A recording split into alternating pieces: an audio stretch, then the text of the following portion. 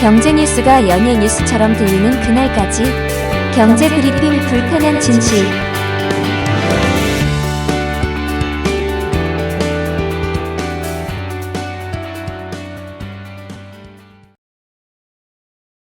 서글픈 을과 을의 싸움만 남을 것으로 우려됩니다. 티몬 UF 대금 정산 지연 사태가 좀처럼 해결 실마리를 보이지 않으면서 이런 소리가 여기저기서 터져나오고 있더라고요. 티몬 UF 큐텐그룹 계열사 4곳의 누적 영업 손실 무려 2조 5,811억 원으로 드러났잖아요. 불안감을 더 키우고 있는데요. 현재까지 금융당국이 파악한 5월 판매 대금 기준 미정상 금액 티몬이 1,097억 원, UF가 565억 원. 합치니까 무려 1,662억 원이나 됩니다. 자본 잠식 상태에다 이렇게 영업 손실이 심한데 이거 갚을 수가 있을까요? 이런 상황에서 책임을 져야 할 큐텐의 구영배 대표, 행방까지 묘연하다고 하죠. 게다가 2년 전 위기를 감지하고도 방치한 금융감독원 등 정부기관 뚜렷한 해결책을 내놓지 못하고 있습니다. 특히 이번 사태로 항공권 취소 등을 당한 소비자와 카드사, 피지사 이런 금융권의 피해가 주로 부각되면서 입점업체들이 줄도산 공포에 빠지고 있더라고요. 제2의 머지포인트 사태를 넘어 자칫 제2의 IMF가 올 수도 있다라는 공포까지 몰려올 조짐이라고 합니다.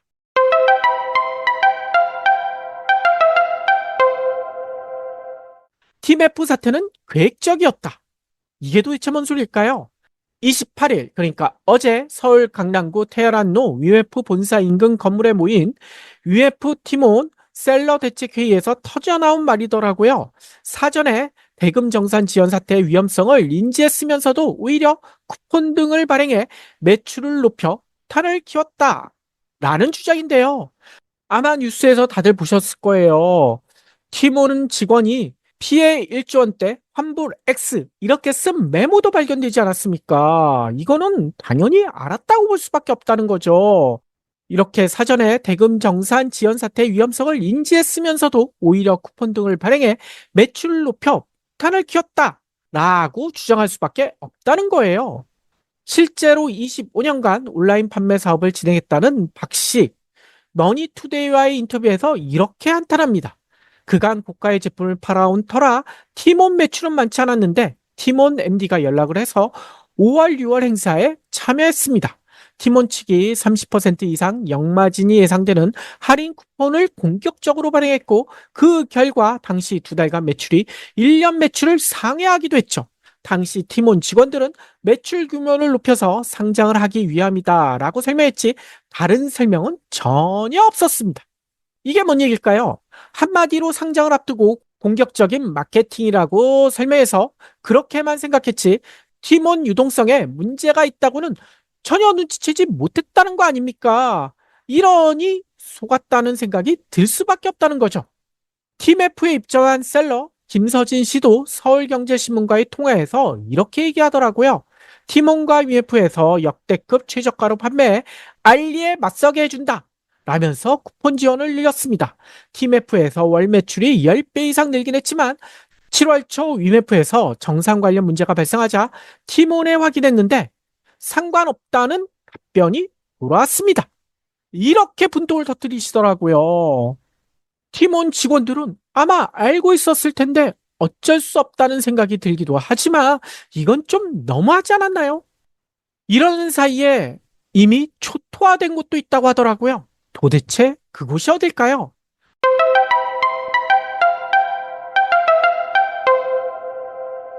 그 업체 도망갈 거라는 소문까지 돌아요. 서울 용산 전자상가에서 PC 주변기기를 판매하는 박모 씨가 파이낸셜 뉴스 기자에게 했던 말이라고 합니다. TMF 사태로 인해 작은 경색으로 흉흉한 이야기가 나돌고 있다는 거예요. 그런데 이런 이야기 하시는 분들도 계실 거예요.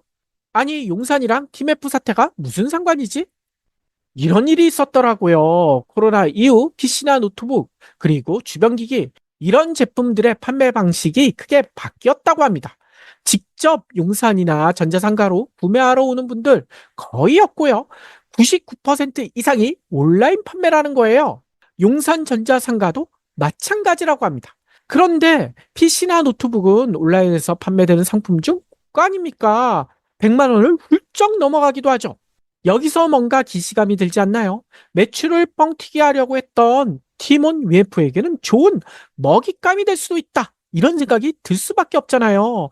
실제로 티몬 UF는 최근 고가 전자 제품을, 그러니까 PC나 노트북 등을 저렴하게 판매하는 행사를 집중적으로 열었다고 합니다.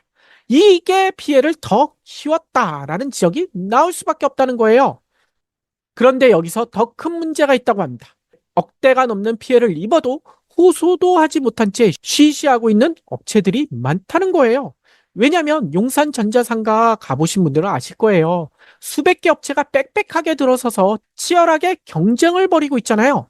피해 상황이 알려진다. 이거는 큰일 날 소리죠. 영업정보 누출이나 마찬가지라고 합니다. 한 영세 상인은 한국일보와의 인터뷰에서 이렇게 설명하더라고요. 다른 기업과 계약을 맺고 컴퓨터 부품 등을 공급하면서 이커머스로 직접 판매하기도 하는 이른바 총판급 업체들이 이번 일로 타격이 엄청날 것입니다. 그런데 이런 소식이 알려지면 거래가 다 끊길 텐데 어떻게 입을 열겠습니까? 이런 분위기를 전하더라고요. 이 때문에 용산 전자상가에서는 수백억 원이 물렸다라는 소문까지 나돌고 있을 정도라고 합니다.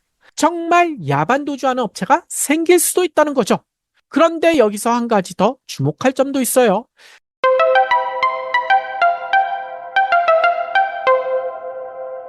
일부 플랫폼 업체들의 갑질이 상상을 초월할 정도라는 점이에요. 지난주에도 설명드렸듯이 티몬과 IMF의 정산 주기 길어도 너무 깁니다. 티몬은 거래가 발생한 달 마지막 날을 기준으로 40일 뒤에 거래 대금의 100%를 지급하고 있거든요. UF도 거래 발생 월 마지막 날을 기준으로 두 달 뒤 7일에 거래 대금의 100%를 정산합니다. 이게 뭔 소리냐? 티몬과 IMF는 모두 매출 발생 후 정산까지 70일이나 걸린다는 얘기예요.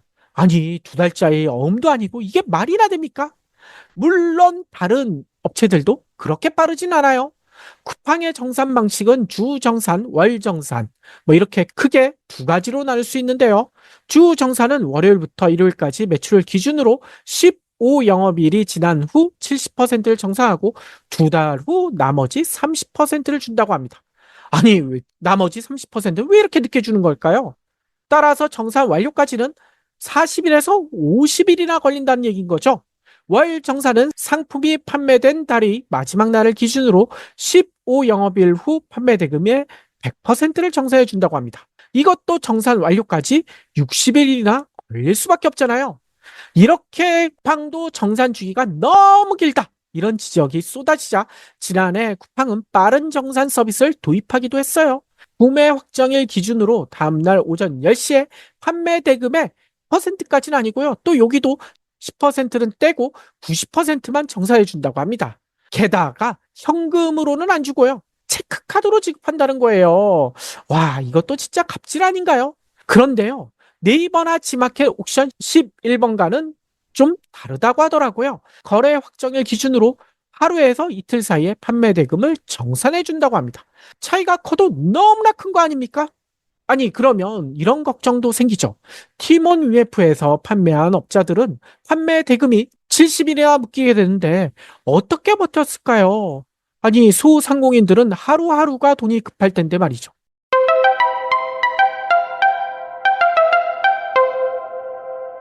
어쩔 수 없이 대출을 받아야 한다고 합니다. 그런데 이 대출, 선정산 대출을 이용한다는 거예요. 아니, 선정산 대출이 이게 뭘까요? 플랫폼 입점 업체가 판매 증빙, 그러니까 매출 채권 등을 은행에 내잖아요. 그러면 먼저 대출을 받아 부족한 자금난을 해결했다가 플랫폼으로부터 실제 판매 대금, 그러니까 티몬이나 위메프는 70일 후겠죠. 이 판매 대금을 받으면 은행에 상환하는 방식이라는 거예요. 아니, 그런데 이거 보세요. 판매 증빙, 매출 채권이 분명히 있지 않습니까? 담보가 있는 것이랑 마찬가지잖아요. 그러면 주담대 금리 정도, 이 정도만 해도 은행에게는 손해가 아니겠죠. 그런데 성전산 대출 금리는 약 6%에 달한다는 거예요. 아니, 지금 주담대 금리가 3% 정도 왔다 갔다 하는데, 이거 3%포인트 이상 거의 두 배 가까이 높은 거 아닙니까? 이에 대해 은행은 이렇게 해명하더라고요. 매출 증빙을 청구하지만 담보 여력이 크지 않대요. 그래서 신용대출에 가까운 금리를 적용할 수밖에 없다. 라고 얘기합니다. 아니, 그런데 이 소상공인들이라 담보력이 크지 않다. 요거까지는 이해가 돼요. 하지만 판매 증빙이 있지 않습니까? 왜 담보력이 없다고 하는 거예요? 이게 기가 막히지 않습니까? 게다가 은행들은 이렇게 성전산 금리 6%가 뛰어가면서도 대출 기간도 겨우 두 달밖에 안 준다는 거예요. 그래서 매번 대출을 다시 받게 만든다는 겁니다. 이거 갑질 중에 갑질 아닌가요? 실제로 KB국민은행, 신한은행, SC제일은행 등이 선정산 대출을 취급하고 있는데 지난해 1년간 빌려준 성전산 대출이 모두 1조 2,300억 원이 넘었다고 합니다. 올해 들어 상반기 취급액만 따져도 7,500억 원대에 달한다고 하고요. 은행들이 땅 짓고 헤엄치기처럼 이자 장사를 해왔다는 거죠. 이러는 사이에 황당한 일까지 벌어지고 있대요. 그게 뭐냐? 티몬이나 위엠프 앞서 최대 70일 후에나 판매 대금을 정산해 준다고 했잖아요. 그러면 그 판매 대금 어떻게 할까요? 정기예금 등에 넣어만 둬도 티몬이나 위엠프는 이자를 챙길 수가 있다는 거죠. 실제로 그랬는지 확인되진 않았지만 안 봐도 유튜브 아닙니까? 이것이야말로 현 정권이 그렇게 비난했던 카르텔 아닌가요?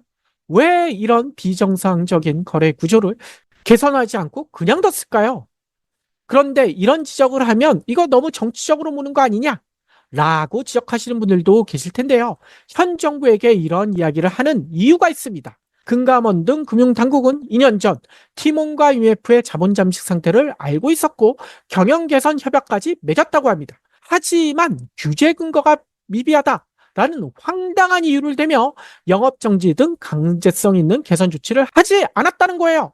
금융당국이 손 놓고 있는 사이에 TMF 사태가 터졌다는 겁니다.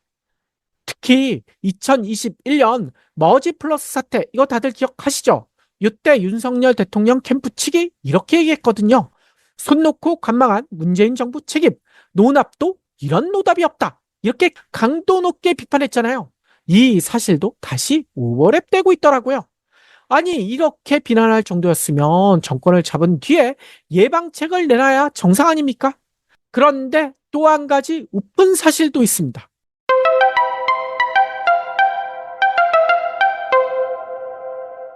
앞서 언급했던 머지포인트의 이용자들이 손해배상 소송에서 또다시 승소했다고 합니다. 아니, 그런데 이게 왜 우픈 판결일까요? 그 다음 내용 때문인 거예요. 당시 머지포인트를 판매했던 티몬 UF의 배상 책임은 인정되지 않았다고 하더라고요. 아하, 사법부가 이런 판단을 내렸다고 합니다. 초창기의 머지포인트 사태 때도 현장에 찾아간 일부 소비자들만 환불받았을 뿐 대다수의 피해자들은 3년이 지난 지금까지도 1,000억 원에 달하는 금액을 환불받지 못하고 있다고 하더라고요. 황당하게도 아직 머지포인트는 운영 중이라고 합니다. 그런데 이런 판결이 나왔기 때문일까요? 머지포인트는 갑자기 공지를 올렸대요. 오는 9월 30일 앱 운영을 일시 중단한다. 뭔가 이상하지 않습니까? 게다가 머지포인트 사태를 일으킨 권씨 남매는 구속된 상태고요. 2년 넘게 기다려왔던 피해자들, 소송에서 이겼지만 도대체 누구한테 배상을 받나요? 이 때문에 초기에 현장에서 환불받지 못하면 돈을 잃을 수밖에 없다라는 정보가 SNS에서 빠르게 확산됐었다고 합니다. 그래서 이번 사태가 터지자마자 사옥으로 달려가 한 푼이라도 돌려받으려는 사람들이 몰려들었던 것이고요. 그래서 고성이 난무하는 아수라장이 됐고 부상자까지 발생했었잖아요. 정부와 사법부가 이처럼 방관하는 사이에 서글픈 을과 을의 싸움은 아직도 현재 진행형입니다.